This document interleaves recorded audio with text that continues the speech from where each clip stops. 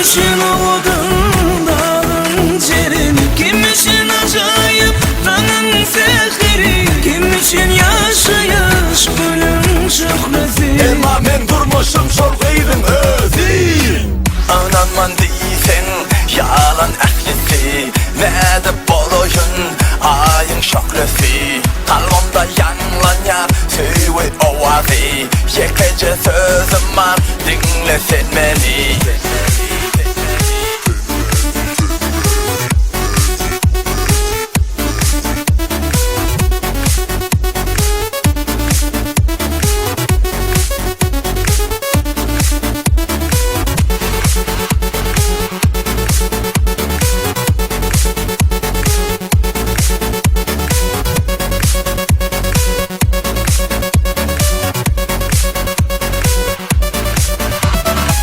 Kim için ovudun dağın cerini, kim için acayip tanın sehri, kim için yaşayış durmuşun şöhresi, o durmuşun şolgıydın ödü.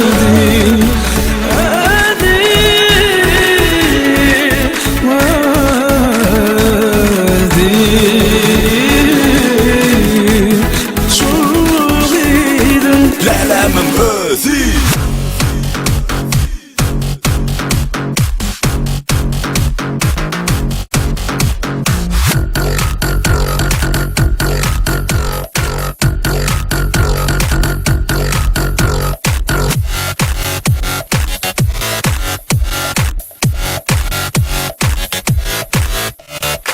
Kim için ovudun dağın cerini, kim için acayip tanın sehri, kim için yaşayış gülün şöhresi. Elma men durmuşum şolgıydın özü. Yana yana gelmesen, gülür yüzün görmesen, Süyücü sözlerim sana gülüm deymesen, gecelerine uykuyor bana söyleyen deymesen, barım çoğum vereyim şöyle gülüm gülsene. Mavi asmanın yayına kaydırdım, balık aydımımı yuvaşa aydırdım. Nurun özlemin sevgiden dolup, seni söyleyen deyip ödüm baklı duyup.